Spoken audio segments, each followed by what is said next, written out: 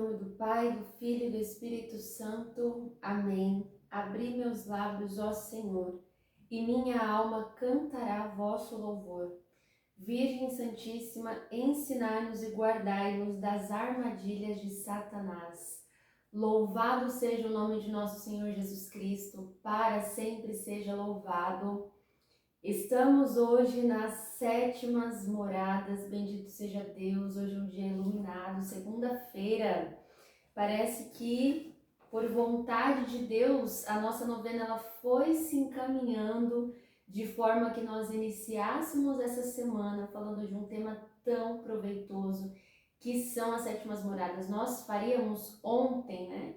Só que nós tivemos que adiantar um dia, então hoje, nessa segunda-feira, você está iniciando a sua semana. Independente do horário que você vai ver essa meditação, eu tenho certeza de que cada palavra destes 2 capítulos sintéticos, nós temos aqui nas sétimas moradas 4 capítulos, mas nós vamos falar apenas dos 2 iniciais. Será uma síntese, assim como nas sextas moradas, também de 11 capítulos, nós meditamos os 4 primeiros, né? Por quê? Para que você, inclusive, interessando-se, rezando aqui essa novena de Santa Teresa e aprendendo muito, né? Porque apesar de ter sido uma síntese, eu trouxe para você na íntegra todas as palavras de Santa Teresa, aquilo que ela traz acerca das moradas, né? Um estudo aprofundado. E você pode aprimorar isso, lendo verdadeiramente as moradas, mas é claro, com uma certa instrução. Então essas aulas elas podem inclusive te guiar se você preferir comprar aí o livro e fazer a sua leitura individual, né? Neste momento, onde nós vamos iniciar as sétimas moradas, nós precisamos ter claro aqui que existe todo um processo para que essa alma ela chegue nesse estado, né? Deus, ele em sua infinita misericórdia, ele falou muito aos fariseus, ele falou aos seus discípulos, e nós sabemos que os santos, os discípulos, eles começaram a alcançar a perfeição. A gente pode relembrar aqui, vai relembrando um pouquinho da vida dos discípulos, né? Os erros que eles cometiam, as dúvidas, enfim, todas as realidades, né? O sono no horto. Nosso Senhor pede vigilância, eles dormem, eles não são capazes de corresponder ao pedido de Jesus.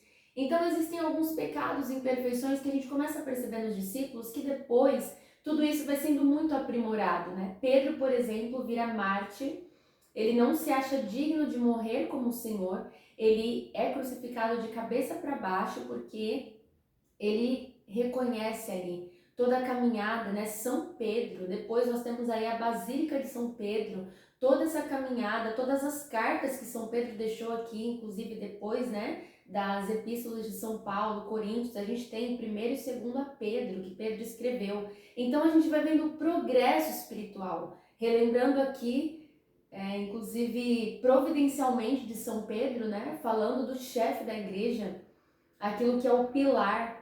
Isso nos conduz. Por que estou falando dessa inspiração? Por que estou falando desse modelo? Porque isso também cabe à nossa vida. Nós vemos um itinerário, 3 anos que Jesus fez ali a sua vida pública, depois Nosso Senhor é assunto ao céu e os discípulos começam a exercer essa vida que eles aprenderam de Cristo e a ensinar e a propagar, ide e anunciar. Então eles têm consigo essa têmpera, essa fortaleza que foi deixada pelo Mestre. Assim é conosco. Nós não podemos pensar que vai ser, inclusive em 3 anos, que a gente vai começar a ter uma vida espiritual muito santa, elevada. Nós temos todo o itinerário, toda a nossa vida é uma vida de conversão. E mesmo, né, Santa Teresa vai dizendo aqui, um pouquinho mais adiantado, que eu vou começar hoje do final. Olha só o que ela diz. Eu não quero dizer, como pode parecer, que a alma está segura da sua salvação e não vai tornar a cair. Eu não quero dizer isso. Se ela recebe de Deus essa graça, eu não digo tal. Sempre que eu me referir em qualquer lugar a esse gênero de segurança, que a pessoa ela está segura nas sétimas moradas, mas sempre que eu me referir em qualquer lugar a esse gênero de segurança que a alma parece ter, fique bem entendido. É enquanto a Divina Majestade mantém sua mão nela e ela não a ofende. Porque essa alma, eu vou inclusive, tudo é desejo de Deus, né? Realmente começando do final.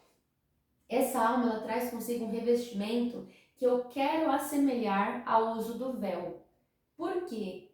Não simplesmente ao uso físico, mas como se essa alma ela fosse de fato, Santa Teresa vai usar a palavra submissão. Ela vai usar no parágrafo 11 essa realidade da submissão e da humildade. Então essa alma está revestida, não estou dizendo apenas as mulheres, mas essa alma na totalidade, a alma da mulher, a alma do homem. Eu sei que tem vários homens aqui acompanhando as moradas, e bendito seja Deus. O canal da veia eucarística é justamente por isso, para ambos, né? Lá na Flor de Lis eu tenho uma linguagem mais para as esposas, para as senhoras. Aqui é para você, inclusive padres. Olha, bendito seja Deus, né? E que nós, como almas, tenhamos em nós esse véu, esse revestimento, né? A alma coberta de submissão e humildade. Esse é o desfecho do capítulo 2, parágrafo 11. A alma, as suas paixões, elas estão vencidas. Então essa alma, ela está revestida, né? Ela sabe que ela está cada vez mais submissa e cada vez mais humilhada. Por quê? Voltando lá no parágrafo 9, tornemos ao que dizíamos, né? Ela não quer dizer, como parece, essa realidade. Pelo contrário, ela anda com muito mais temor. Essa pessoa, ela anda temerosa, ela anda vigilante. É uma pessoa que ela sabe em si que todos os seus bons propósitos, que todas as suas boas ações são obras divinas, são obras que Deus faz nela. É por isso que nós vamos introduzir a realidade do matrimônio espiritual, da fusão das almas, né? Da indistinção. Nós temos realidades que são distintas, mas aqui a alma, ela começa a ser muito semelhante, né? O amor ser o amado que se comporta semelhante ao amor. Essa pessoa tem atos unidos a Deus. Atos que são impossíveis de dizer, foi ela que fez ou foi Deus? Porque Deus age nela, imagina só. É aqui que a gente começa a observar, né, a realidade dos santos. Muitos que agiam, de fato, pela obra divina. Nosso Senhor disse, obras semelhantes a essa fareis e até maiores do que essas. Por quê? Porque não é a pessoa que faria, é Deus que faz na alma. Olha que coisa mais divina, gente. E a gente se pergunta, meu Deus, será que eu sou capaz de viver a minha realidade que eu vivo, o meu trabalho? Isso daqui é para nos inspirar, para deixar em nós a certeza de que a nossa vida ela pode ser muito mais. A nossa vida não precisa ser medíocre, né? Por mais que o mundo é medíocre, a nossa vida não precisa ser assim. Nós podemos caminhar na nossa profissão, naquilo que nós fazemos com maestria, com a presença de Deus em nós. E você pode ser um santo de sétima morada. Além dos santos próprios, nossos mestres, né? Santa Teresa, estou olhando aqui que tem os baluartes na minha parede. Santa Teresa de São João da Cruz tem o Dom Bosco, que foi também um santo de sétima morada, que ele é baluarte da Flor de Lis. Né? Um santo de sétima morada, ninguém fala isso, eu sou uma estudiosa secreta da vida de Dom Bosco. E ele lutou contra o demônio, ele teve realidades místicas, então a via da sétima morada é uma via de fato assim de arroubamentos, né? Arroubamentos, que Santa Teresa diz, são já assim, como se fosse, bem como se fosse uma alusão muito sintética de um repouso carismático, né? As pessoas na renovação carismática, eu já tive quando eu participava da realidade do repouso, né? Que o Espírito Santo realmente, isso é indubitável. O Espírito Santo realmente ele tem as suas formas de se manifestar e muitas vezes ele aplica sobre aquela alma um repouso, onde a pessoa ela cai, ela desfalece, ela perde os sentidos, né? Ela não vê, ela não escuta e Deus muitas vezes pode revelar para ela muitas coisas. Claro, nós não duvidamos da presença de Deus, né? Hoje eu não participo mais, mas quando eu participava, eu já tive a graça de ter um repouso no espírito. O Padre Jonas, na Canção Nova, quantas realidades a gente vê? É claro que muita coisa é falsa, né? É claro que muita coisa é teatral, uma coisa, uma espécie até ridícula que fazem na renovação carismática.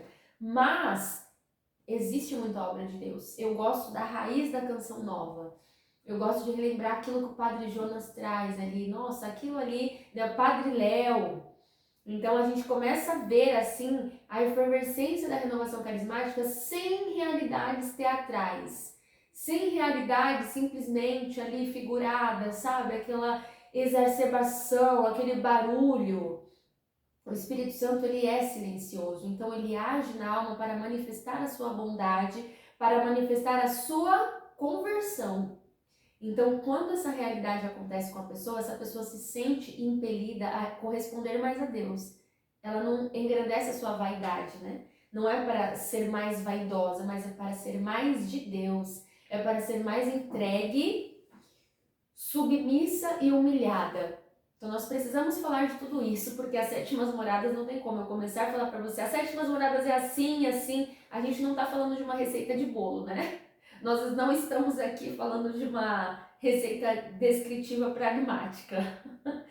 Então, minhas queridas, meus queridos, parecerá a vós que depois de tanto falar sobre esse caminho espiritual, nada mais resta dizer.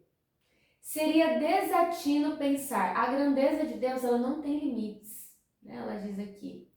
Embora cada um de nós tenha sua alma, nós não entendemos os grandes segredos que nela existem. É que não a estimamos como criatura feita à imagem de Deus. Então, já partindo aqui dessas palavras de Teresa, né? A pessoa que não vê em si o brilho, que ela não vê em si a graça, é porque ela não se vê imagem e semelhança de Deus.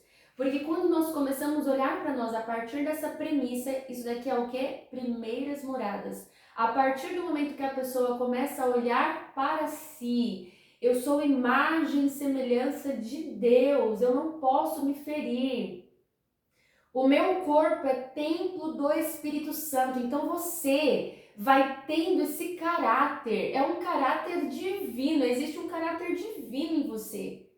Você pensa duas vezes antes de se ferir o seu corpo, uma realidade muitas vezes de mutilação. Você pensa duas vezes antes de se tatuar.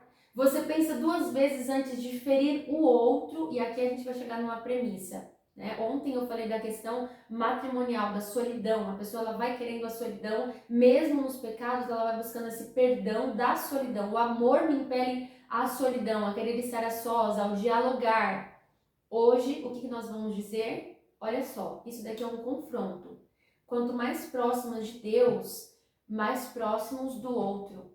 As sétimas moradas é um dos lugares, um dos aposentos, onde Santa Teresa vai dizer mais do amor ao próximo. Então, isso precisa ficar muito claro em nós. Santa Teresa vai dizer do amor ao próximo, olha assim. Isso daqui é uma realidade de outro céu. Já é outro céu, a pessoa está vivendo unida a Deus. Sua Majestade deve ter em nós um lugar de descanso, aonde só Ele reside. Podemos chamar de outro céu. Quanto à alma que não está em graça, ela, por ter cometido os pecados mortais, eu reconheço que realmente é assim. Não por falta do sol de justiça que está nela, dando-lhe o ser, senão por sua incapacidade de receber a luz. Então, vejam só, aqui nós temos três realidades. Vai acompanhando isso e trabalhe sua imaginação. Três realidades. Nós temos a realidade divina, a graça de Deus. Nós temos esta pessoa que está recebendo a graça de Deus e nós temos a visão do pecado mortal, daquela pessoa que está jogada, caída, aquela pessoa que está, aquelas pessoas, o mundo em si. A gente vai começando a ter essa dimensão maior do pecado, mas de que forma? A gente percebe que essa pessoa está num obscuro cárcere. Elas permanecem cegas, mudas e atadas pés e mãos. Esta pessoa, com razão, deve se compadecer delas e lastimá-las, considerando que durante certo tempo você também estava nesse estado. Tomemos, irmãs, cuidados particular nesse ponto, não nos descuidando de suplicar a sua majestade pelos que estão em pecado mortal. É grandíssima esmola, então preste bem atenção. Essa pessoa que está recebendo grande luz de Deus, ela é convidada a dar esmola a quem não tem. Devemos ter muita piedade deles. Suponhamos, uma suposição, que você encontre um cristão amarrado em um poste, com as mãos atadas para trás, imagina um cristão assim, com as mãos atadas para trás e por fortíssimas cadeias. Ele está morrendo de fome, Não que lhe falte o alimento, tendo junto de si as mais delicadas iguarias. Não as pode pegar e levar à boca. Além do mais, ele sente-se completamente enfastiado. Então, você criou aí na sua cabeça essa imagem? Você está andando pela rua, você encontra um cristão, ela está dizendo, ou pode ser um não cristão. Ele está amarrado em um poste, com as mãos para trás, só que na frente dessa pessoa tem iguarias. O que nós podemos dizer que são essas iguarias? A nível eclesial, nós temos a Eucaristia. A nível humano, nós temos o que? Essa pessoa ela é capaz de trabalhar, essa pessoa ela é apta a ter uma família, essa pessoa é apta a ter cargos na sociedade, mas ela não consegue, ela está em pecado mortal. É uma pessoa que está vivendo realidades pavorosas, ela não consegue nem exercer um trabalho, ela não tem vida eucarística, obviamente que não. O que você vai fazer? Não seria grande crueldade se ficássemos olhando sem lhe chegar o alimento à boca? Então você é convidado a dar esmola. A pessoa que tem mais de Deus, ela precisa dar mais de Deus. E que se seria por vossa oração lhe caíssem as mãos a cadeia, a sua oração pode tirar a cadeia daquela pessoa. Bem vedes o que deveis fazer. Então quanto mais a pessoa tem, mais ela precisa dar. Por amor de Deus, eu vos rogo em vossas orações, lembrai-vos sempre dos que estão em semelhante estado. A pessoa que recebe novamente mais de Deus, ela precisa dar isso a nível, né, de oferta. Tanto pelas almas que estão em pecado mortal, por aqueles que estão no purgatório, mas se recordar daqueles que não conhecem a Deus, daqueles que não se entregam, daqueles que vivem realidades pavorosas. Fazem compreender aquelas palavras do Senhor no Evangelho, dizendo que viria Ele com o Pai e o Espírito Santo para morar na alma, que o ama e guarda os seus mandamentos. Como são verdadeiras essas palavras? Então nós podemos resumir as sétimas moradas em um lugar de duplo cumprimento da palavra de Deus. Amar a Deus sobre todas as coisas e ao próximo como a ti mesmo.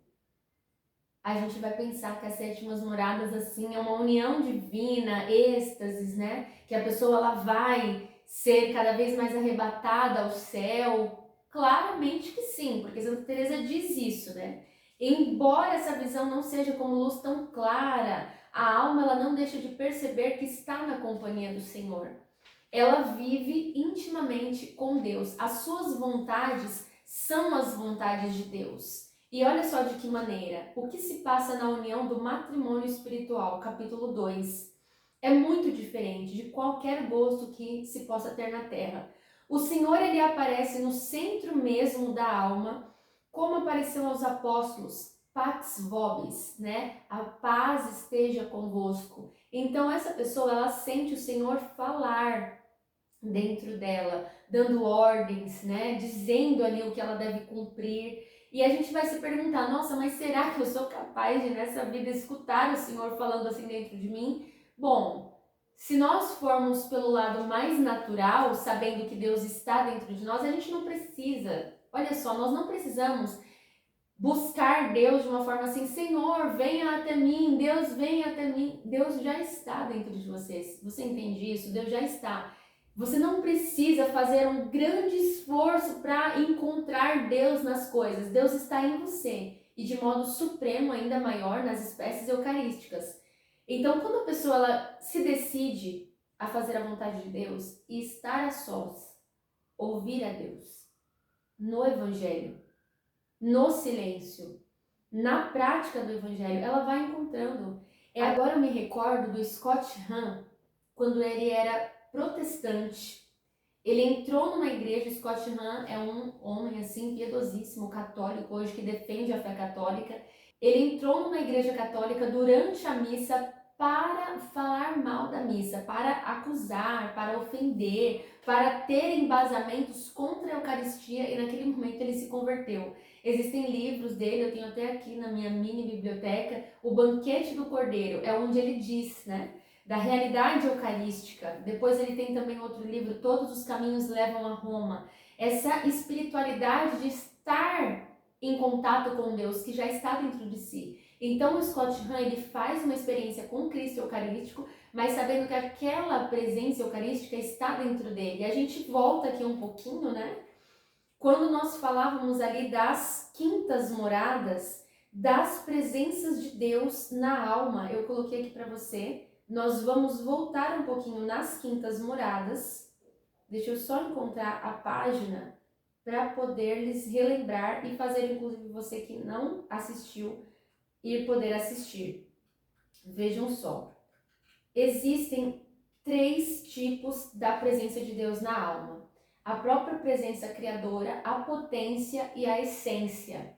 Ou seja, essa presença criadora, a potência que é a força de Deus e a essência quando a alma decide estar em comunhão com Deus. Então, além da presença criadora, que eu comentei ali nas quintas moradas, por exemplo, é uma presença que existe no mar, existe nos animais, existe no ar, mas a essência, aqui já é uma realidade que vai caminhando na via iluminativa, né? Essa alma decide-se estar com Deus por essência. Então, essencialmente, olha só o que eu me recordo agora, né? Nós estávamos ontem voltando da missa e passou um rapaz fumando.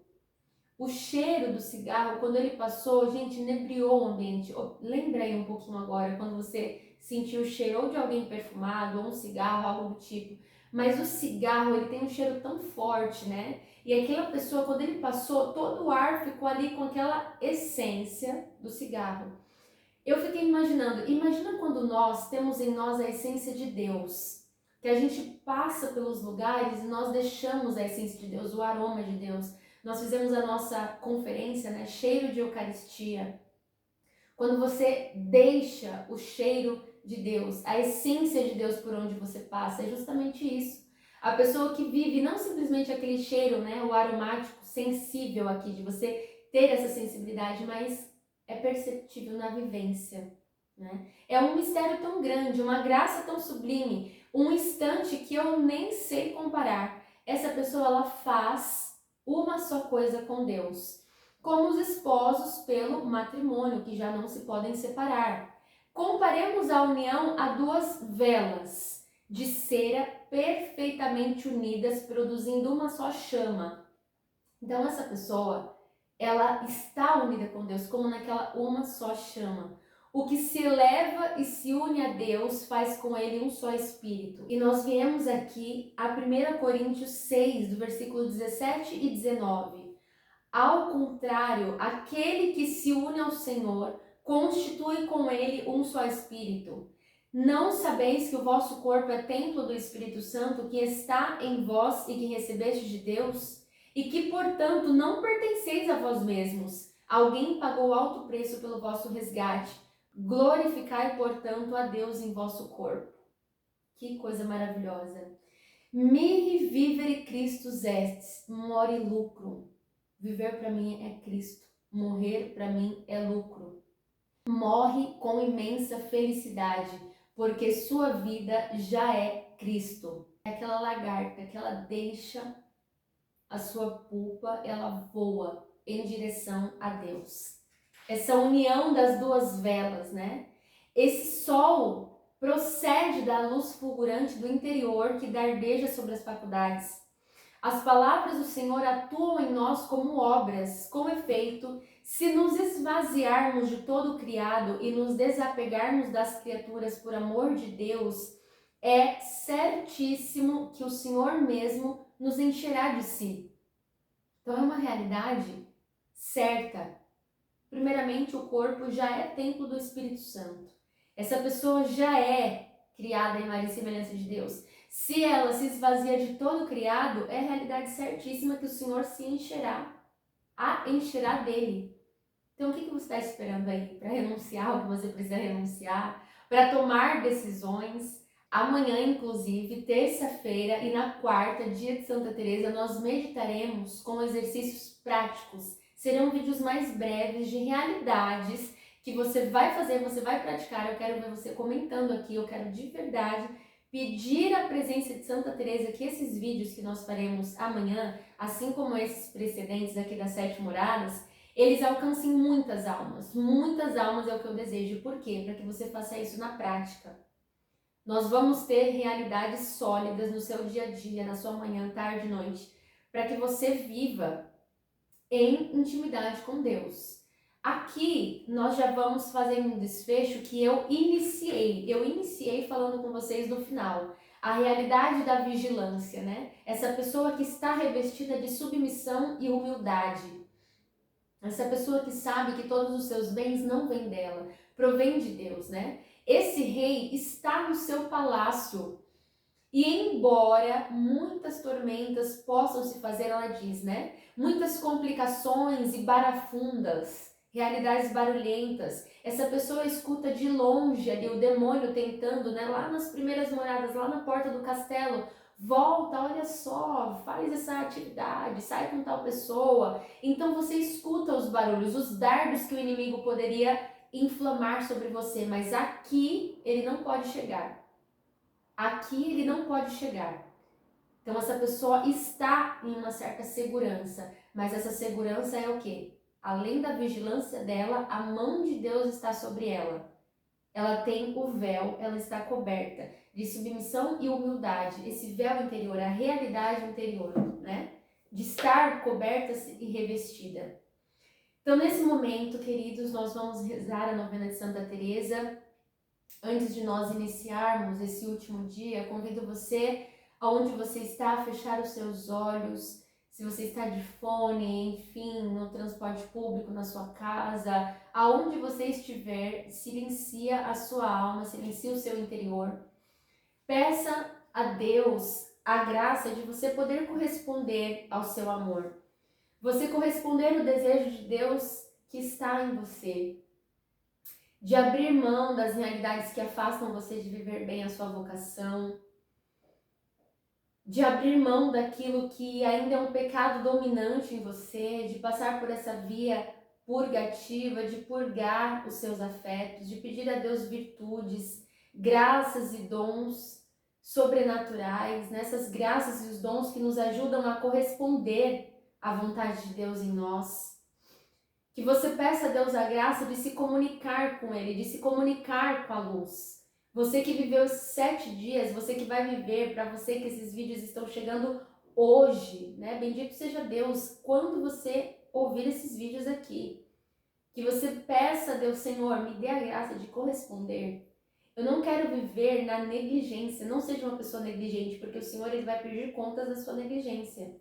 Ou da sua negligência ou da sua correspondência. O Senhor ele quer de nós uma determinada determinação de não voltar atrás. Então rezaremos agora a novena de Santa Teresa e você vai pedir isso. Senhor, dai-me a graça de uma determinada determinação de não voltar atrás. De fincar as minhas estacas e dizer o quanto eu quero corresponder ao amor de Deus. Nessa terra, na minha vivência, na minha vocação, aonde eu estou. Então, com esse espírito de fortaleza que nós rezamos a novena de Santa Teresa. Em nome do Pai, do Filho e do Espírito Santo. Amém. Pai eterno, pelo teu Espírito Santo, tu suscitastes a nossa incomparável mãe, Santa Teresa de Ávila, para mostrar à tua igreja o caminho da perfeição. Que os seus ensinamentos inspirados despertem em nós o anseio pela verdadeira santidade. Que estas orações de preparação para a sua festa nos mantenham fiéis a Cristo e nos ajudem a trabalhar na Igreja pela salvação de toda a humanidade. Amém. Santa Madre Teresa, olhai do céu e vede, cuidai desta videira, protegei o que a vossa destra plantou. Faça aqui o seu momento de silêncio, a sua oração, o seu pedido a Cristo.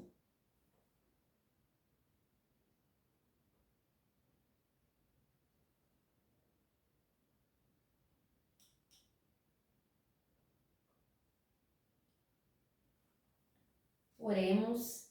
Senhor nosso Deus, velai por esta família religiosa, que a alimentais com o pão do céu.